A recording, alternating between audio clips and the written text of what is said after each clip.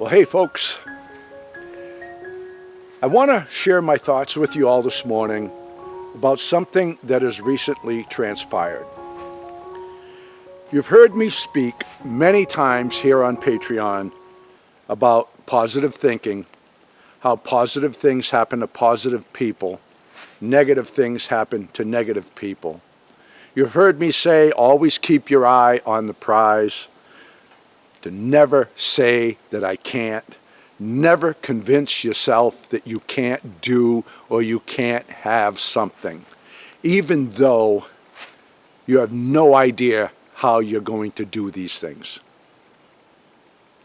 You've heard me talk about karma. You've heard me say what comes around goes around, and a whole lot of other stuff about the positive mindset. So, what I'm going to share with you today should reinforce all of what I have said in the past. If you followed me here to Patreon, you already know my story. You know that I always dreamed about living in a cabin in the woods when I was a kid. I said that I was going to go live in a cabin in the woods when I grew up. And of course, like probably every other kid saying those words, had a boatload of discouragement thrown at them. I know I did. It's all silly thinking. It's just a fad. He'll grow out of it. But they'd always say, how are you going to go and live in a cabin in the woods? How are you going to build a cabin in the woods? You don't know how to build. Stuff like that. I didn't have the answer. I didn't know how I was going to do it. But I never dismissed the idea or the dream just because I didn't know how I was going to pull it off at that present time. Okay? As it turned out, I stayed focused. I pictured myself living in a cabin in the woods. Then as I was in my teens, my sister's new boyfriend had a piece of property he wanted to sell. We struck up a deal. He held a mortgage. I gave him $100 a month for 65 months. Because even though I was a teenager, and there's no way in hell anybody would give me a loan to buy a piece of property since I was just a kid and I had no credit history, I stayed focused on it and it happened. Stuff like this has gone on throughout my life, from a small scale to a grand scale. When you stay focused on something you want, and then it materializes, and you chalk it up to coincidence, you're missing the boat. Okay? Just on a small scale, not long ago, maybe a couple of years ago, I was showing the foam cooler, the styrofoam cooler that comes when you order Omaha steaks. Now, I don't know, somebody gave me that cooler. And I was saying, I really want to get another one of these coolers because they're great. They perform outstanding. That same very day, I was driving to my cabin, and there on the side of the road in somebody's trash was one of those coolers. So when you take something like that and all you do is go, wow, what a coincidence, you're missing the boat. If you change your mindset towards more like what they call the law of attraction, there's lots of videos and information out there if you want to look into it. But it all boils down to staying positive and staying focused. I wanted another cooler. I wasn't sure how I was going to get one. I was certainly not going to cough up the money for Omaha steaks. But I knew I would have one. Okay, I'd find one somewhere, and I found it that day. So you just go, that was awesome. I stayed positive. It's like a magnet. You draw things to you. What comes around goes around. If you are a negative person and all you do is put out negativity, you will attract negativity. And it's the same way with positivity. You can believe in it. You can disbelieve in it. That is entirely up to you.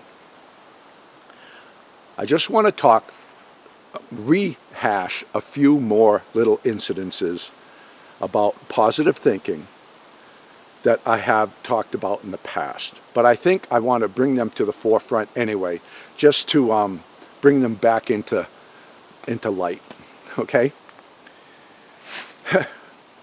When I was in New York, out hunting in 1997, I ended up wandering on this piece of property and I found this old abandoned cabin. And I go, oh, I would love to have this. Had a beaver pond and stuff. And I was like, I pictured myself owning that, and I could already see all the changes I was going to make and fixing the place up. I went to the town hall. I found out who owned it. I wrote to them, sent them a self-addressed stamped envelope, and they never responded. I wrote to them the next year. They never responded. But I never dismissed the idea that I would own that property. I could already see it in my mind. I wanted it. I pictured it. I was going to own it, even though I did not know how I was going to pull that off. There were Amish people. I could not call them. I wrote them 2 letters. I heard nothing. I didn't give up on that. And it turns out like a year later, a year or 2 years later, I went out there hunting. There was a for sale sign on the property. I bought it. I fixed the place up. I made all of those changes that I talked about, and that is the homestead that we sold when we moved here. Another incident. After I was buying property there was a parcel that abutted me in the back. I wanted to add that to my puzzle. It was another piece of my puzzle. I talked to the other abutters. They tried to buy it from the guy. The guy did not want to sell it. They said, you're never going to be able to buy that property. That's not where my mind was. I already saw what I was going to do with that property in my mind. It's just like what I talked about before with a puzzle. You buy a puzzle, there's the picture on the box, there is your prize, your eye on the prize, your end result that you want. You pull one little piece out of that puzzle. It doesn't look like anything. It's pretty much worthless until the other pieces of the puzzle fall in place. So, I called a man. He said, no, I do not want to sell the property. I just said, let me come over, we'll have a chit-chat, this and that. Because I knew he was going to sell me that property. I stayed positive. I never once entertained the thought that I was going to fail with this purchase. I knew I was going to own it. Within 6 months' time, I own that land. Same thing with the property here. This property that surrounds us on 2 sides. I called the guy, he said no. The next year he said maybe. 2017, I own the property. Now I'm piecing my puzzle together.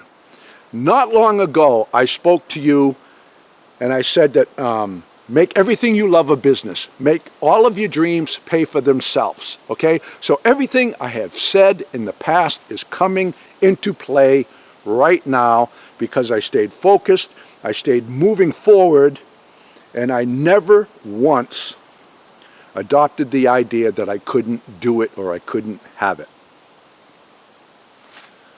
All right. In New York, we did a little bit of farming, sold some cordwood, vegetables, things like that. We wanted to do it here. We're up on a mountain in the forest. There's no way I could have done it without buying that land. We bought the land. We're cutting trees, opening things up. Just got it stumped like I showed you. We are moving forward. The only thing missing that I really needed is a tractor. Now, I'm not sorry I sold my Kubota. It was the right place and time for me to lighten the load. But I've been needing another tractor. Problem is, I don't want to buy new and finance it. Even though Kubota has 0% financing for like 5 years maybe, 4 or 5 years. To pay off a tractor in 4 or 5 years, you have a huge payment around $800 a month. I don't want that. If I go to a bank and take out a loan, my payments will be smaller, but I'm going to be paying interest, and I really don't want that either. I was going to wait until I cash out on the next piece of property in New York and take that money and buy a tractor. But the problem is I need the money now because I need a tractor now. I want to make the changes while the ground is hard and dry. How am I going to do this? All right. Kind of asking for pretty impossible terms to get a tractor, right? I never adopted the idea that I couldn't pull this off, even though I did not know how I could pull this off. I want to show you what showed up here the other day. So, dropped off in my yard the other day is this 2017 Coyote tractor. Okay? Carbide chains on the back. Got a backhoe, a lot smaller backhoe than I had. This machine is about half the size of my other Kubota, but it's got 220 hours on it. Okay, so not only is it this here, I'll show you. It came with a set of forks, okay, and a hydraulic plow. Okay, you just drop the bucket and then hook onto this, hook up the hydraulics. Pretty incredible, isn't it, folks? Unbelievable. And icing on the cake, there's a thumb coming for this. A brand new thumb is on its way for the backhoe bucket.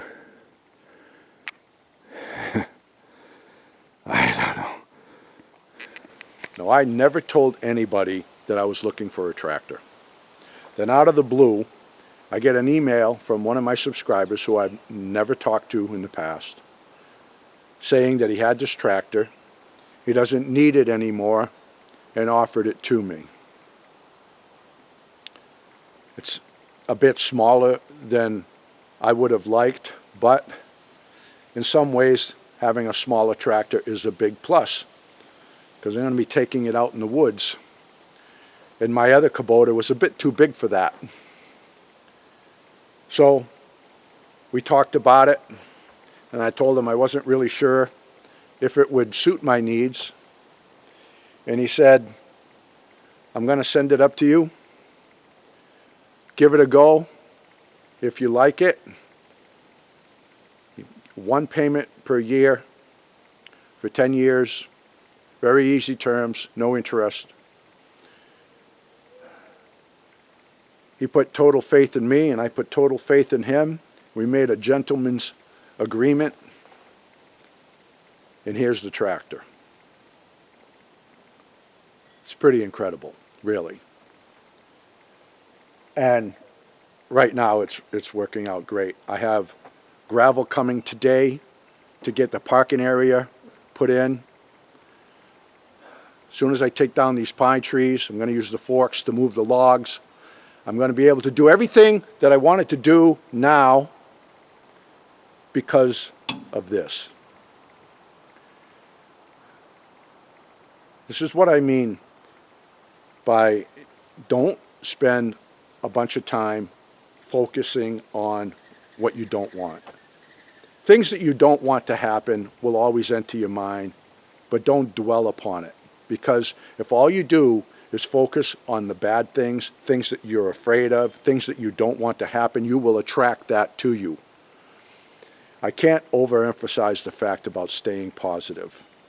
Now, I don't go around all day happy, everything's positive. I have my moments.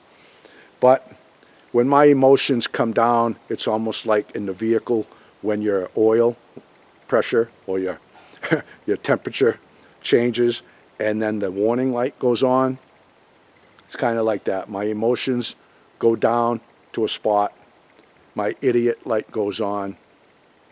I have to change my tune and get back on being focused,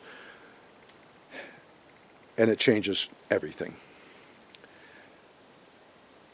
Never give up on the things that you want. Always stay focused, always work towards them, and always, by all means, always believe that you can have it or you can do it.